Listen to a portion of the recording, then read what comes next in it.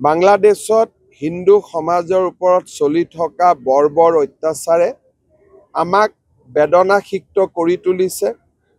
এখন ইছলামিক ৰাষ্ট্ৰত সংখ্যালঘু হিন্দু সমাজক কি ধৰণে নিৰ্মম অত্যাচাৰ চলোৱা হৈছে তাক প্ৰত্যক্ষ কৰি আমাৰ সকলোৰে চকু মেল খাইছে। আগতে পাকিস্তানত অত্যাচাৰ হৈছিলে, এতিয়া বাংলাদেশত অত্যাচাৰ হৈছে।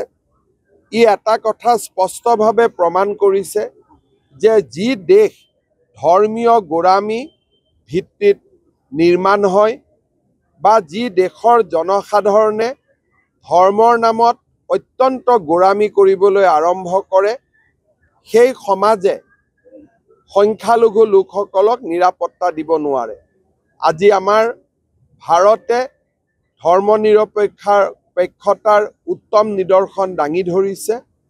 মই আশা কৰোঁ যে পাকিস্তান, বাংলাদেশৰ দৰে দেশসমূহে ভাৰতৰ পৰা শিকিব আৰু আমাৰ দেশৰ ভিতৰত যিসকল ব্যক্তি আছে, যিসকলে পাকিস্তান বা পাকিস্তানৰ ক্ৰিকেট দল আদি জিকিলে আনন্দ প্ৰকাশ কৰে, তেওঁলোককো মই অনুৰোধ কৰিম যে আপোনালোকে চাওক যে বাংলাদেশ, পাকিস্তানৰ দৰে ৰাষ্ট্ৰই আমাৰ সমাজক সুৰক্ষিত দিব নোৱাৰে।